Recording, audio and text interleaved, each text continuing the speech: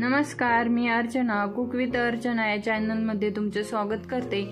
सर्वजणी कशा आहेत? मस्त आहेत ना? मस्त रहा। आज मी तुम्हाला कडधान्याची रस्सा भाजी दाखवणार आहे। इथे मी 2 वाट्या कडधान्य घेतले आहेत। त्यात आहे हरभरा, मूग आणि मटकी। हे स्वच्छ धुवून आता मी कुकरला लावून घेते। 2 वाटी कडधान्य असल्यामुळे इथे मी 1 ग्लास पाणी घातले आहे व 1 चमचा मीठ घातले आहे। आता याचे टोपण लावून गॅसवर कुकर ठेवून देऊया।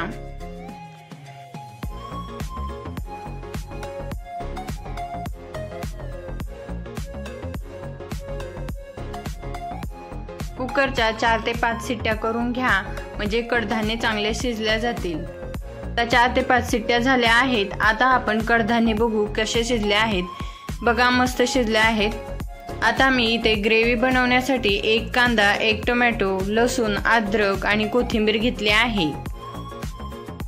मी इथे मसाले काय घेतले आहेत बघा। मी इथे जिरे, मोहरी, धने पावडर, हळद आणि 2 चमचे लाल तिखट आणि अर्धा चमचा मीठ घेतले आहे। अशी घेतलेली कांदा टोमॅटोची ग्रेव्ही करून घेऊया आपण। ग्रेव्ही तयार आहे। आता मी इथे थोडेसे कडधान्य जे आहेत ते थोडेसे मिक्सरला काढून घेणार आहे। कडधान्य मी मिक्सरला यासाठी काढत आहे कारण की भाजी मिळून येईल यासाठी।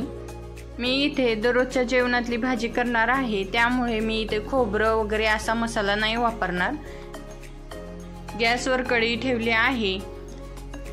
कढई गरम झाली। आता 1 माप तेल टाकलेले आहे। तेल गरम झालंय, त्यामध्ये मोहरी टाकते। मोहरी आपली तडतडत आहे तर 1 चमचा जिरे टाकून घेते। जिरे पण चांगले तडतडलेत। आता आपली ग्रेव्ही टाकून घेऊया। ग्रेव्ही चांगली तेलामध्ये परतून घ्या।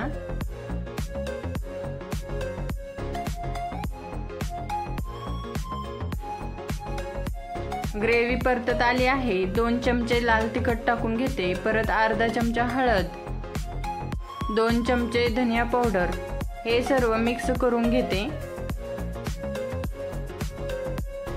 हा चांगला मसाला तयार होतो।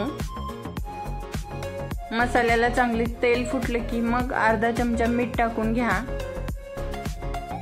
मीठ हे चवीनुसार टाका। ग्रेव्हीला चांगलं तेल फुटलं आहे। आता आपले कडधान्य टाकून घेऊया।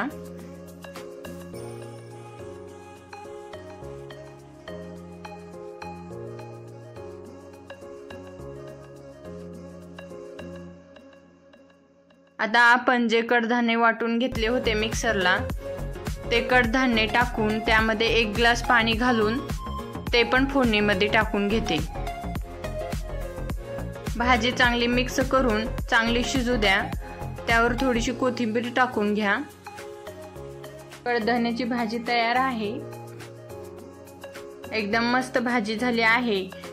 पूर्ण व्हिडिओ बघितल्याबद्दल धन्यवाद।